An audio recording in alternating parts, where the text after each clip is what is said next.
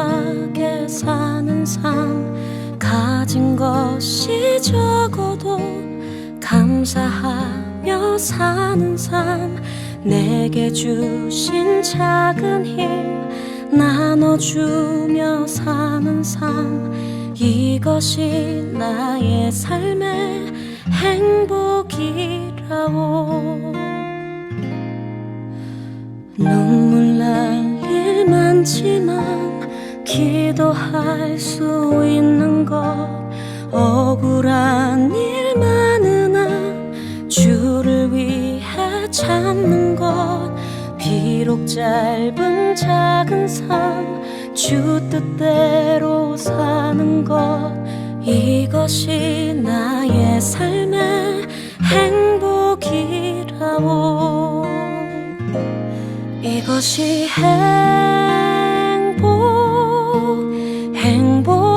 행복이라오. 세상은 알 수 없는 하나님 선물, 이것이 행복이라오.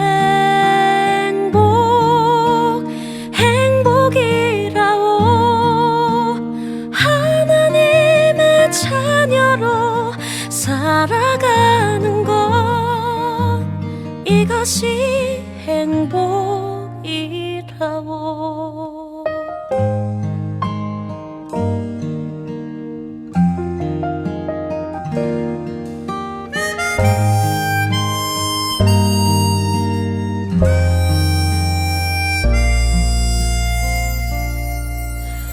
눈물 날 일 많지만 기도할 수 있는 것, 억울한 일 많으나 주를 위해 참는 것, 비록 짧은 작은 삶 주 뜻대로 사는 것, 이것이 나의 삶의 행복이라오.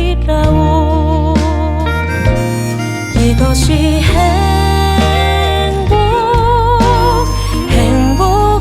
행복이라오. 세상은 알 수 없는 하나님 선물, 이것이 행복이라오. 하나님의 자녀로 살아가는 것, 이것이 행복이라오.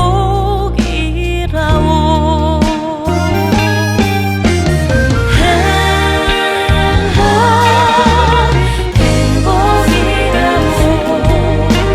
세상은 알 수 없는 하나님 선물, 이것이 행복이라오. 하나님의 자녀로 살아가는 것, 이것이 행복이라오. 이것이 행복이라오.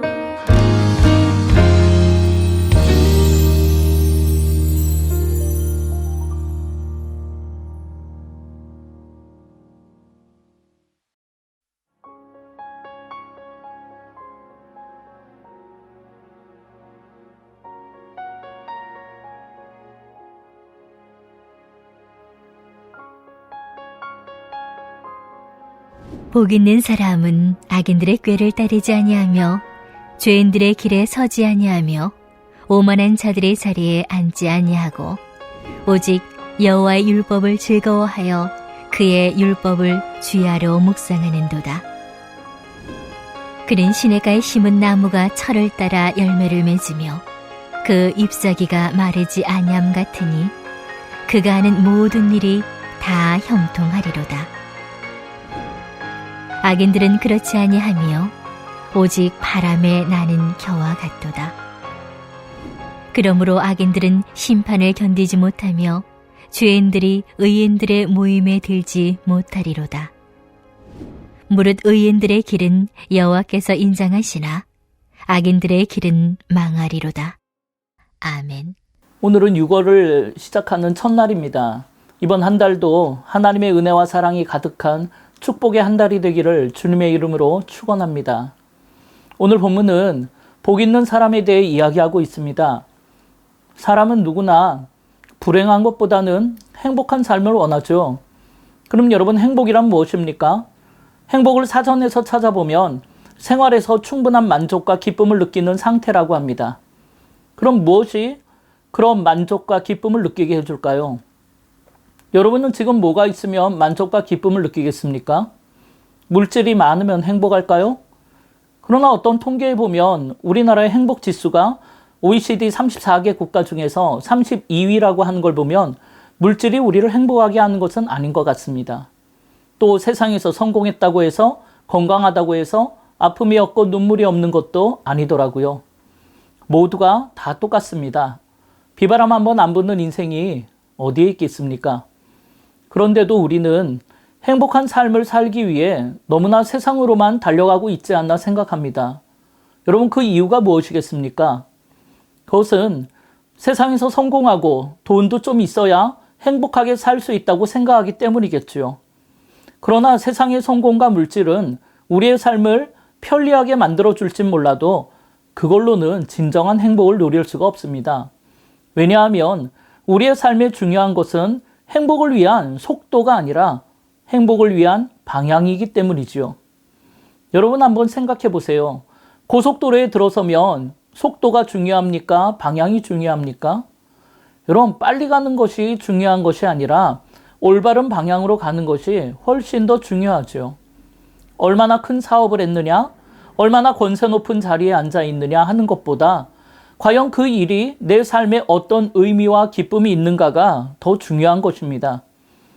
그렇다면 여러분은 지금 어디를 향해 달려가고 있습니까? 그럼 그 삶의 보람과 기쁨을 느끼며 살아가고 있습니까? 만약 그렇지 않고 그저 먹고 살기 위해 달려가고 있다면 지금이야말로 여러분의 삶의 방향을 수정할 때입니다. 요한복음 5장에 보면 베데스다 연못에 누워있는 38년 된 병자의 이야기가 나옵니다. 여기에서 베데스다라는 말은 은혜의 집이라는 뜻입니다. 그런데 그 은혜의 집에 누가 모여 있습니까? 수많은 병자들이 모여 있습니다. 그럼 여러분, 그들이 모여서 무엇을 합니까? 물이 움직이기를 기다리고 있다고 합니다. 왜냐하면 어느 날 천사가 연못에 내려옴으로 물결이 일어날 때 그 물에 가장 먼저 들어가는 자는 어떤 병에 걸렸어도 낫는다라는 이야기가 있기 때문이죠.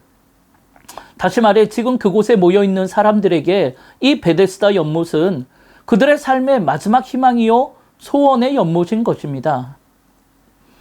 그런데 여러분, 그곳에 누가 찾아오셨습니까? 바로 예수님께서 찾아오셨습니다. 그런데 예수님께서 오셨는데 거기에 있는 수많은 병자들이 모두가 다 어디를 바라보고 있었습니까? 연못에 물이 움직이기를 쳐다보고 있었습니다. 지금 은혜의 집 베데스다 연못에 그 은혜를 베푸실 주님이 오셨는데 아무도 주님을 쳐다보는 사람이 없고, 거기에 모인 사람들이 무엇을 바라보고 온통 무슨 생각뿐이냐면 모두가 다 연못만을 바라보며 저 연못에 물이 움직일 때 어떻게 하면 내가 다른 사람들을 제치고 제일 먼저 뛰어들어갈 수 있을지만을 생각하고 있다는 것입니다. 지금 그들은 속도만 생각했지 방향이 틀렸다는 거예요. 이에 예수님께서는 그곳에 한 사람이 누워있는 것을 보셨는데 무려 38년이나 병이 들어있는 사람이었습니다. 여러분, 생각해 보세요. 일주일만 아파서 병원에 누워있는 것도 얼마나 아프고 답답합니까? 그런데 38년 동안 아파서 움직이지를 못하고 그곳에 누워 있었습니다. 얼마나 많은 고통의 세월을 겪었겠습니까? 얼마나 많은 눈물을 흘렸겠습니까? 가진 것도 없고 배운 것도 없고 몸도 아파서 가족들에게도 버림받고 사람들에게 무시당할 때마다 얼마나 자신의 인생을 원망하며 아파하며 살았겠습니까? 행복은커녕 자신은 저주받은 인생이라고 평생을 주눅들어 살았을 것입니다. 예, 예수님께서는 그의 눈물로 얼룩진 인생을 보신 거죠. 그리고 안타까운 마음으로 38년 된 병자를 찾아가서 묻습니다. 네가 낫고자 하느냐? 그랬더니 그가 뭐라고 대답합니까? 예, 낫고 싶습니다, 주님. 저를 고쳐주시옵소서. 이렇게 말해야 되는데 이 사람 엉뚱한 대답을 합니다. 주여, 물이 움직일 때 나를 못에 넣어주는 사람이 없어서 내가 가는 동안에 다른 사람이 먼저 내려가나이다. 여러분, 이 사람이 왜 남들보다 늦게 갑니까? 그는 남의 도움 없이는 혼자 움직일 수 없으니까 그렇죠. 아마 중풍병자였을 겁니다. 그래서 물이 움직이면 날 먼저 그 물에 넣어달라고 주님께 부탁을 해요. 그런데 예수님께서 그렇게 해주셨습니까? 예수님께서는 그를 물에 넣어서 낫게 한 것이 아니라 말씀으로 낫게 하셨다고 성경은 기록하고 있습니다. 여러분, 베데스다 연못에 들어가는 건 병이 낫기 위해서 들어가는 거지요. 그런데 그곳에 남들을 제치고 1등으로 들어가려면 아무래도 남들보다는 육신이 좀 더 멀쩡해야만 1등으로 들어갈 수 있습니다. 그러나 육신이 멀쩡하다면 그 연못에 들어갈 필요가 있겠습니까? 그럼 이것이 무엇을 의미합니까? 여러분, 우리의 삶의 문제는 연못에 들어간다고 해결될 문제가 아니라는 말입니다. 다시 말하면 우리의 삶의 행복과 만족은 인류대에 들어간다고 해서 해결될 것이 아니라는 것입니다. 또 대기업에 취업한다고 많은 돈을 가진다고 해서 해결될 문제가 아니라는 말입니다. 내 삶의 만족과 행복은 오직 내게 은혜 베푸시려고 나를 찾아오신, 베데스다 연못을 찾아오신 예수 그리스도를 만나고 그 예수님의 능력의 말씀을 들어야 해결된다는 것을 기억하셔야 합니다. 예수님께서는 38년 된 병자에게 이렇게 말씀하셨어요. 일어나 네 자리를 들고 걸어가라. 여러분, 이 능력의 말씀이 그에게 힘이 된 것입니다. 그러자 38년 된 병자는 그 말씀에 힘입어서 일어나 자리를 들고 걸어갔다라는 것입니다. 이렇게 주님의 말씀에 우리의 삶을 회복시키는 능력이 있는 줄 믿습니다. 주님의 말씀이 내 마음 깊은 곳에 있는 지워지지 않는 아픔과 육신의 병을 치유하는 능력이 있는 줄 믿습니다. 그래서 세상의 물질의 행복을 가져다 줄 것처럼 우리를 속이고 그런 세상 속에서 때로는 절망하고 아파하기도 하지만 오늘도 예수님의 능력의 말씀이 여전히 우리를 행복하게 하는 줄 믿습니다. 그래서 오늘 시편 기자가 뭐라고 노래합니까? 복 있는 사람은 어떤 사람이라고요? 복 있는 사람은 악인의 꾀를 따르지 아니하며 죄인들의 길에 서지 아니하며 오만한 자들의 자리에 앉지 아니하고 오직 무엇으로 즐거워한다고요? 오직 여호와의 율법으로 즐거워하여 그의 율법을 주야로 묵상하는 자가 바로 행복한 사람이라고 오늘 시편 기자는 고백하는 것입니다. 그러나 악인들은 하나님이 원하시는 의로운 길을 두고 자신들의 욕심을 따라 죄의 길, 사망의 길을 가려고 한다는 것입니다. 그래서 그들은 세상 풍조를 따르기를 좋아하고 자신의 욕심을 채우기 위해서 쩔쩔매며 죄인들의 길에 함께 서 있다가 결국에는 오만한 자의 자리에 주저앉는다는 것입니다. 그런데도 그게 이상하다고 생각하지 않고 많은 사람들이 다 이 길을 걸어간다는 것입니다. 그 이유가 무엇입니까? 세상 사람들이 다 그렇게 살기 때문이고 그들은 본성적으로 죄를 짓는 일에 익숙해져 있기 때문입니다. 그러나 여러분, 복 있는 사람은 절대로 그 길로 걸어가지 않습니다. 왜 그렇습니까? 바로 주의 말씀이 그 길로 가는 것을 막아서기 때문이죠. 그건 하나님이 원하시는 길이 아니니까요. 그럼 하나님이 원하시는 길은 어떤 길입니까? 그건 바로 오직 여호와의 율법을 즐거워하며 그 율법을 주야로 묵상하는 길인 것입니다. 여기에서 율법은 토라라는 단어인데 이는 물건을 정확하게 던지다 화살을 쏘다라는 뜻에서 나왔다고 해요. 즉 하나님의 율법, 하나님의 말씀을 즐거워하는 사람은 관역을 향해 정확하게 쏜 화살처럼 하나님의 길, 진리의 말씀의 길 위에서 흔들리지 않고 걸어가게 되는 것입니다. 반면에 죄라는 것은 하마르티아라는 단어에서 나왔습니다. 이건 관역에서 벗어난다는 뜻이에요. 그래서 1절에 나오는 죄인이라는 그 단어의 본래 뜻도 관역에서 벗어난 사람이라는 뜻입니다. 이렇게 죄의 길을 걷는 사람은 예수님을 떠나 방황하며 괴로움과 공허함 속에 살아가게 되는 것입니다. 따라서 시편 기자는 오늘 우리에게 율법을 주야로 묵상할 것을 권면하고 있습니다. 묵상하다라는 단어는 작게 소리내어 중얼거리다라는 뜻인데, 짐승이 잡은 먹이를 반복해서 곱씹고 되새김질을 한다는 것입니다. 그것과 같은 뜻입니다. 마찬가지로 하나님께서 오늘 나에게 주신 말씀이 있다면 말씀을 깨닫는 데서 멈추지 말고 그 말씀의 의미를 깊이 생각하고 곱씹어서 삶에 적용하는 삶을 사는 것입니다. 시편 기자는 행복이 바로 여기에서 나온다고 오늘 우리에게 말하는 것입니다. 그럴 때 우리의 삶이 어떻게 된다고 합니까? 3절에 나오는 것처럼 그런 사람은 시냇가에 심은 나무가 철을 따라 열매를 맺으며 그 잎사귀가 마르지 아니한 같으니 그가 하는 모든 일이 다 형통할 것이라고 약속하고 있습니다. 여러분, 이 나무는 원래부터 시냇가에 있던 나무가 아닙니다. 누군가 시냇가에 옮겨 심은 거죠. 그랬더니 그 나무가 철마다 열매를 맺고 나무 잎사귀가 마르지 않는 축복을 누린다는 거예요.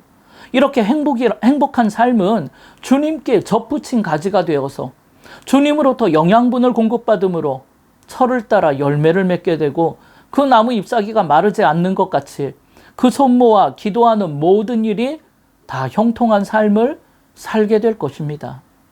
그러나 여러분, 악인은 그렇지 않다고 했어요.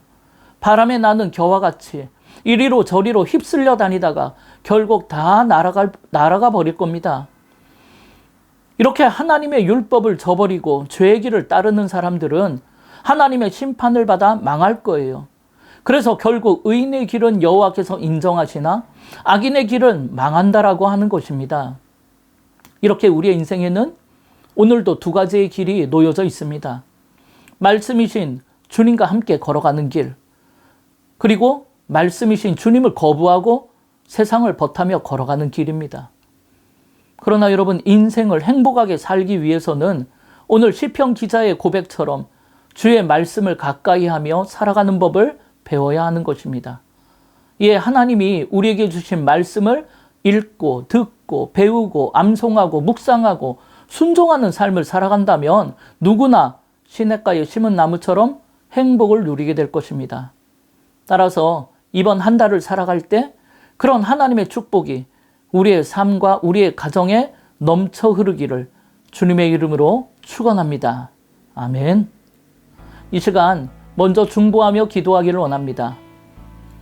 첫 번째는 말씀이신 주님과 함께 걸어가는 삶을 통해 복 있는 사람, 하나님의 축복이 넘쳐 흐르는 가정이 되게 해주세요.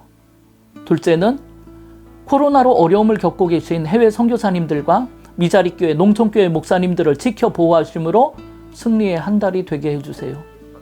마지막 세 번째로 다음 세대를 위한 교회 건축이 순적히 잘 이루어져서 하나님이 찾으시는 영혼들이 주님을 만나고 인생의 길을 찾게 되는 세상의 등대 구원의 방주가 되게 해달라고 우리 이 시간 주의 이름을 한번 부르며 합심으로 기도하겠습니다.